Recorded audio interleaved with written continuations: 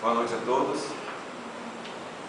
O nosso tema, liberdade e escravidão, é um dos sub-itens que se encontra no Livro dos Espíritos, no terceiro livro, que trata das leis morais, onde ali se apresenta cada uma das leis divinas ou leis naturais.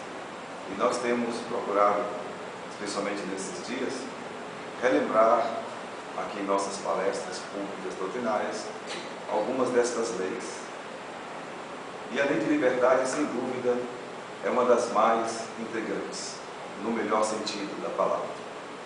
Nós costumamos dizer que o Espiritismo, ele resumiu as leis divinas em duas palavras: amor e liberdade. Porque todos nós, no dia a dia da nossa existência, nós estaremos sempre vinculados a estas duas leis: o amor e a liberdade.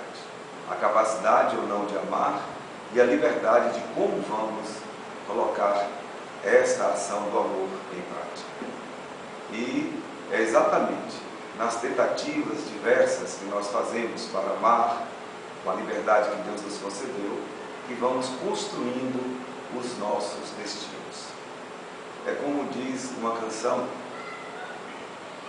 de um grupo musical de rock and roll paulista, que as nossas escolhas vão dizer para onde nós iremos.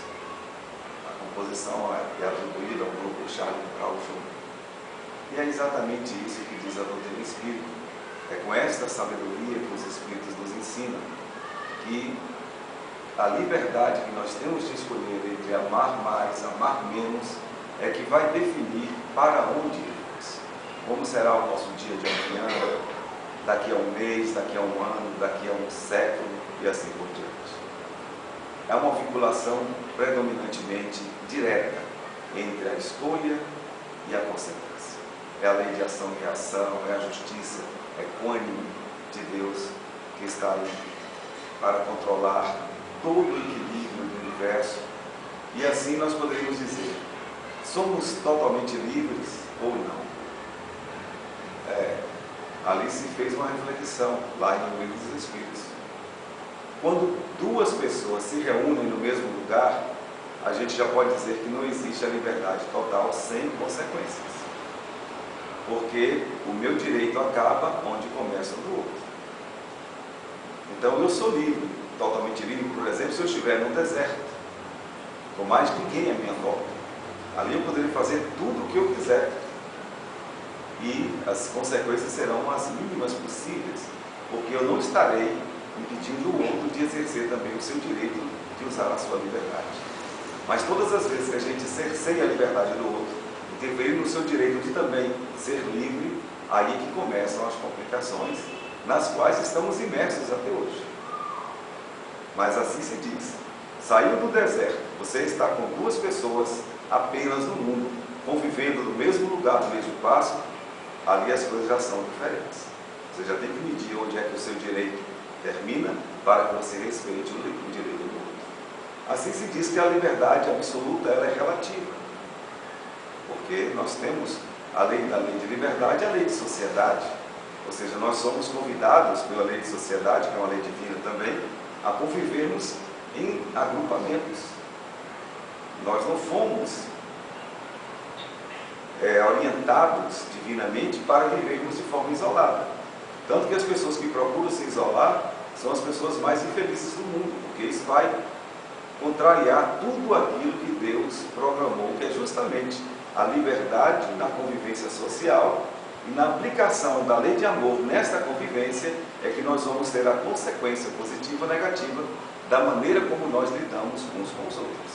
Então, se isolar, ser um ermitão, para não ter que viver em sociedade e ser testado na capacidade de amar ou não, não traz nenhum benefício. Ao contrário, é uma grande perda de tempo. O ideal é que a gente se misture mesmo, que a gente se junte, se agregue, e a partir destas junções, desses interrelacionamentos, é que nós vamos construir uma liberdade que nós temos de tomar as nossas decisões, mas observando: mas eu posso fazer isso, mas isso que eu vou fazer vai prejudicar alguém? vai interferir na vida de alguém, vai ajudar, vai prejudicar. Então nós teríamos que fazer um balanço o tempo todo de como é que estamos usando a nossa liberdade. Então esse balanço da liberdade chama-se responsabilidade. Simplesmente isso. Então nós somos livres e mais livres seremos na concepção divina quanto mais responsáveis nós formos na maneira de usarmos a liberdade, sem abusarmos dela, ou seja, respeitando também o próximo, porque as leis divinas foram todas resumidas naquela ideia de Jesus, amar a Deus e ao próximo como a si mesmo. Então, ali Jesus diz como é que vamos amar o próximo como a nós mesmos, ou seja, nós vamos amar o próximo como a nós mesmos, fazendo ao outro o que nós gostaríamos que o outro nos fizesse. Então, tratando o outro com o devido respeito, que nós também queremos ser tratados. Aí está a grande síntese da aplicação da lei de liberdade. Mas nesse momento, hoje especificamente, o nosso tema liberdade e escravidão remete-nos a uma outra faceta do mau uso da liberdade que nós fazemos. É quando nós queremos escravizar os outros. Quando nós queremos ser donos dos outros. Quando nós temos o nosso companheiro, companheira de jornada, seja ele quem for, ela quem for, como alguém que nos pertence.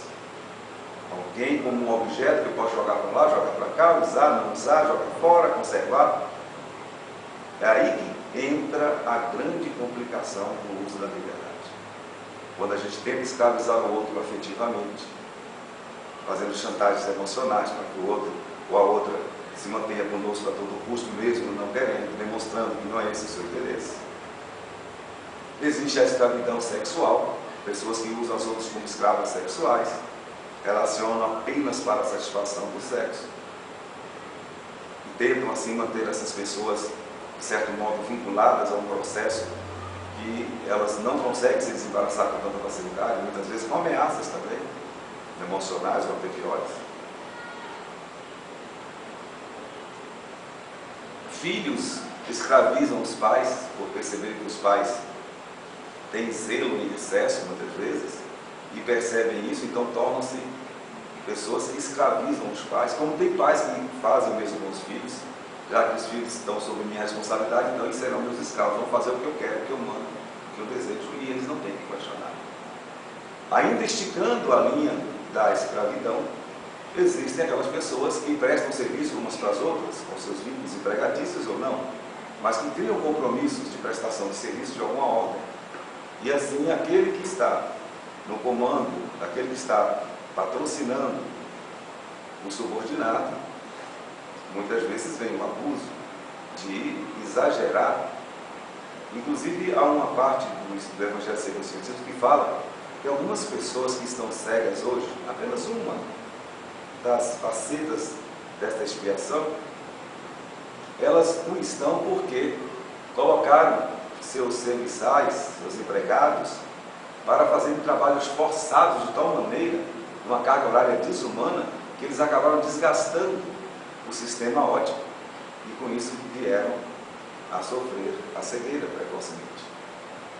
Quem fez isso, naturalmente, numa próxima encarnação, vai sofrer o influxo da lei de causa e efeito. Poderá sofrer a perda de visão, temporária ou não, definitiva ou não, dentro da encarnação, de acordo com o abuso que cometeu quando estava tendo pessoas sob sua guarda, do ponto de vista do vínculo empregatício. São inúmeras as implicações. Atualmente nós lidamos com uma situação vexatória, que são pessoas, muitas vezes empreiteiros, empreiteiras de grande porte, que exploram muitas vezes o carvão, que estão ainda vivendo aquele processo da devastação das grandes florestas. É um processo que tem que acabar o quanto antes possível. Outros recursos deverão ser utilizados para não precisar mais se desmanchar nenhuma árvore, a não ser que haja um processo natural de plantação apropriada para essa utilização. Mas ainda uma grande exploração desumana, clandestina, que faz com que muitas pessoas agora, nesse momento, estejam vivendo como escravas. Lá nos charfurdais das florestas, insondáveis pela segurança, pelo processo de militarização, de controle, e assim estão vivendo como escravos para, nessa exploração, serem pessoas que venham a gerar produção, mas elas não ganham nada em relação ao que elas produzem. Ao contrário, ficam devendo às pessoas que estão explorando-as. Hoje eu tenho feito alguns comentários a respeito da China, por exemplo. Mas não só a China, mas vamos colocar a China porque está em evidência, por que não? Ela hoje ganhou o mercado de vários produtos que são considerados produtos consumidos facilmente no dia a dia, mas a China, com a superpopulação que tem, explora por demais os seus funcionários, seus empregados, para produzir material barato e assim conseguir competir com todas as outras indústrias produtoras dos mesmos produtos do mundo. Então há um processo de escravização numa China comunista que é completamente arbitrária, que é completamente autoritária, não permite que ninguém vá lá fiscalizar, se fecham ali nos seus portões, as muralhas da China não foram desmanchadas, também do ponto de vista social e econômico, e tanto que eu falo com as pessoas, se a gente bem entender, vamos parar de comprar produtos da China, porque existe uma restrição internacional que você não deve comprar um produto que venha de um país que escraviza as pessoas para produzir aqueles produtos. E a China faz isso frontalmente, todo mundo sabe e todo mundo é conivente. Então, nesse processo, todos nós temos um karma negativo. Todo mundo tem um produto chinês em sua casa que é clandestino, que alimenta, inclusive, a indústria do crime organizado, não só em relação às drogas, mas em relação a esses produtos, que passam pelo Paraguai e assim por diante. Então, há um programa de escravização no mundo estarrecedor. Sem falar de nós mesmos, quando a gente contrata uma secretária do lar e impomos a essas pessoas uma carga horária absurda, desumana, com exigências que deixariam com vergonha até mesmo os grandes aristocratas dos tempos coloniais do Brasil e das Américas e da Europa. E para manter os status, eles tinham que dizer que tinham um número grande de servidores, de serviçais, que eram explorados como se escravos fossem, e que de fato não eram. Então, vejam que dentro desse clima da escravidão, nós não evoluímos. De algum modo ou de outro, a gente sempre está querendo fazer alguém de escravo nosso. Pensemos bem nisso, com muito cuidado. Mas agora, eu vou passar aqui um clipe de aproximadamente 8 minutos, que é o resumo de um filme que foi feito na década de 90, 1990, que foi produzido por Steven Spielberg, e esse filme tem como título Mistake, Amistad, que quer dizer amizade, que é na verdade o nome de um navio negreiro espanhol que fazia a captura de negros africanos em suas aldeias e traziam para a Europa, e nesse caso do filme, esses foram trazidos para os Estados Unidos. É um filme muito marcante, que foi reconhecido como uma das grandes obras humanitárias feitas pela cinematografia. E vamos aqui ver, em 8 minutos, cenas do que aconteceu no século XIX. E a partir de coisas degradantes como essas, é que iniciou-se um processo de entendimento, pouco mais de 100 anos, não é isso? Sobre o quanto que é desumano escravizar-se o outro. Allan Kardec, ele teve o cuidado de perguntar sobre isso. O que os espíritos achavam da escravidão?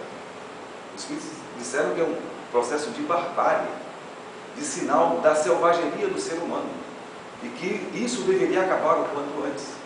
As próprias obras de Allan Kardec, quando saíram ao mundo, a partir do ano de 1857, ajudaram muito as pessoas a pensarem, a partir da França daquela época, a aniquilarem completamente o horror da escravidão. E assim foi se disseminando todo um projeto de pessoas que lutaram para libertar os escravos. E não conseguiram até hoje. Os Estados Unidos continuam um grande problema entre brancos e negros. Vamos dizer respeito fora do comum. Está lá, estão acontecendo coisas assim estarrecedoras em relação a isso. Ainda é reminiscência desse período. E o que é pior, o Brasil, entre todos os países que reconheceram a desumanidade da escravidão, e cercear a liberdade do outro, nesse processo pior que se trata um animal, foi o último país a tentar reconhecer que esse ato é desumano. Então, nós estamos no nosso país vivendo um reflexo muito recente instinto da escravidão, de querer cercear o outro, prender o outro, escravizar o outro. Isso ainda faz parte da nossa cultura, consciente ou inconsciente. Por isso que nós estamos aqui com esse tema para a reflexão, para que a gente perceba se ainda não estamos nós outros imersos nesta grande proposta equivocada de querermos escravizar os outros, seja em que nível for. Então vamos passar aqui o clipe, vai servir como reflexão. Ele não tem legenda em português, nem é traduzido para o português, está no seu original em inglês, mas as cenas por si só, o resumo desse filme, eu acho que vai nos mostrar que tipo de horrores aconteceram em pouco tempo, digo eu, que não é tão diferente dos horrores da escravidão que estamos praticando ainda nos dias de hoje, de uma forma ou de outra. Porque o que nós temos que entender como espíritas que somos, cristãos, é que a liberdade é a maior concessão de Deus para que a gente desenvolva através do amor a nossa capacidade de evoluir, de progredir moral e intelectualmente. E para concluir finalmente esse comentário, poderíamos nos perguntar, mas então essa liberdade é relativa, não é absoluta? Então Deus deu a liberdade e não deu ao mesmo tempo? Não. Nós vamos ter a prova inequívoca de que Deus nos deu a liberdade através de uma coisa que representa a nossa comprovação da existência universal. Disse René Descartes: penso, logo existo. A certeza que nós temos que nós existimos é a certeza que temos de que nós pensamos. O pensamento é a prova material da nossa existência. E o pensamento é produzido pela inteligência, da nossa capacidade de entender as coisas. Pois bem, poderemos ser escravizados em todos os níveis, afetivos, sexuais, econômicos, financeiros, não importa. Mas tem uma coisa que prova que nós somos totalmente livres e que ninguém poderá nos deter, que é justamente a nossa capacidade de pensar. Ninguém poderá nos tirar esse atributo, porque é uma lei divina que é imutável. Sócrates, o grande pensador, é bom nos lembrarmos, quando ele estava já preso e condenado à morte por envenenamento, teve com os seus discípulos uma experiência em que eles subornaram o carcereiro da prisão para que, antes da sua morte pelo veneno cicuta, ele pudesse fugir. E assim, os seus discípulos, jovens ainda, disseram-lhe: olha, está tudo providenciado, o carcereiro foi subornado, você vai ficar livre. Ele disse: não façam isso. Condenou completamente a atitude de subornar, de pagar propina para o carcereiro. E ainda já disse aos seus discípulos: olha, e quem disse a vocês que eu estou preso? Eu não estou preso, eu estou livre, porque eu penso. A nossa liberdade está não no local onde a gente se encontra, e sim na nossa capacidade de pensar. Essa ninguém nos tirará. Então vamos refletir um pouco sobre isso, mas agora fazendo uma inflexão sobre os processos da escravidão, que é um ferimento grave, uma violação extrema a essa vontade de Deus de que a gente respeite a liberdade do outro. Muito obrigado desde já pela atenção.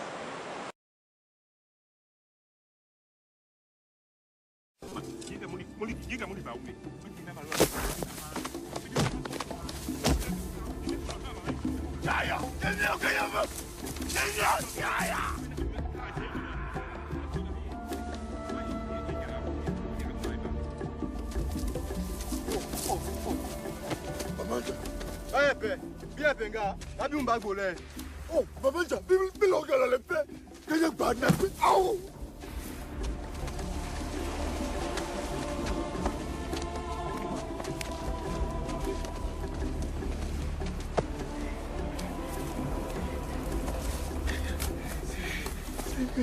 Sembe.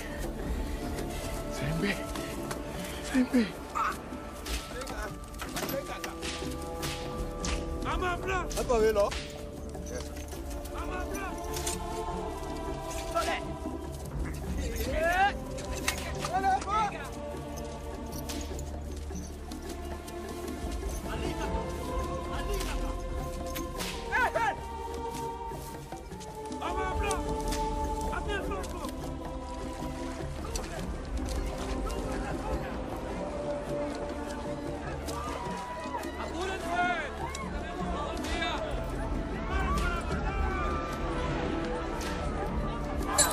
te bendice, hijo. Dios te bendice.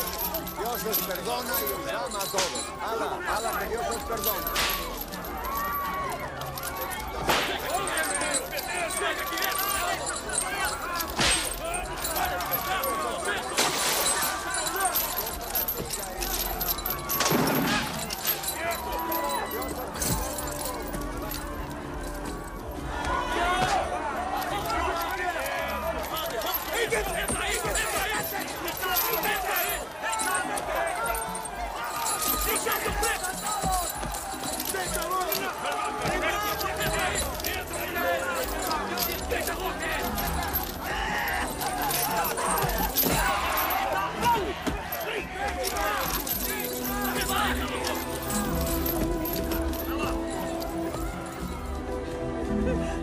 Traz um aqui! Eu disse pra calar a boca!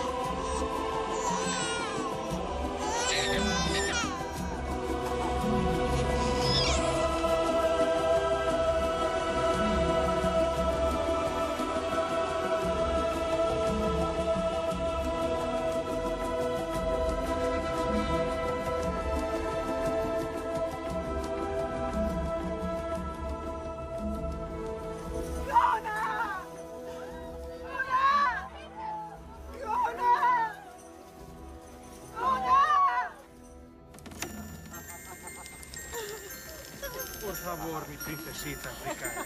Por favor. Enséñame que baile.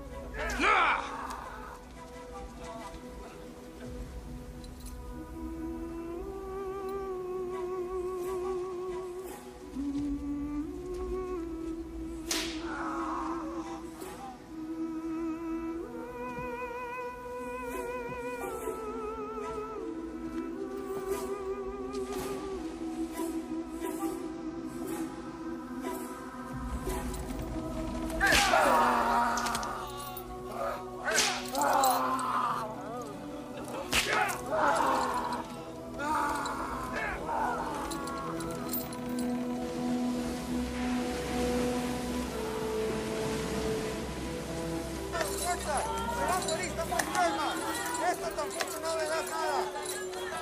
No, mi gente. Estas sí están bien. Mira. No ponga esto, no ponga. Este está enfermo, no le des nada. Dales comida solo a los que están sanos. Esto sí, sí. ¡Esta! ¡Esta no! ¡Esta! ¡Esta no! ¡Esta no! ¡Una esta!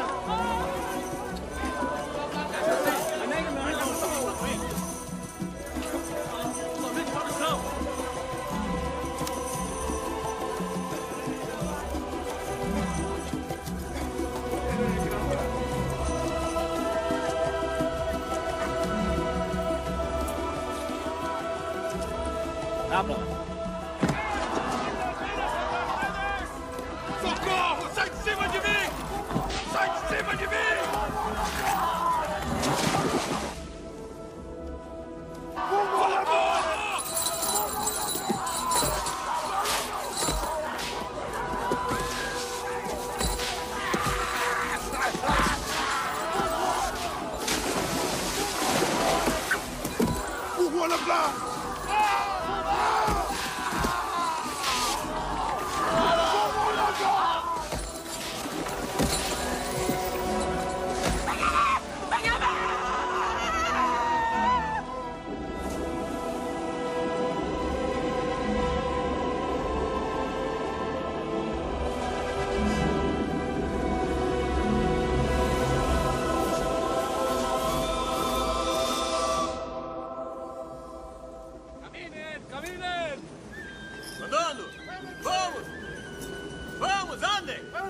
¡Adelante! Vamos!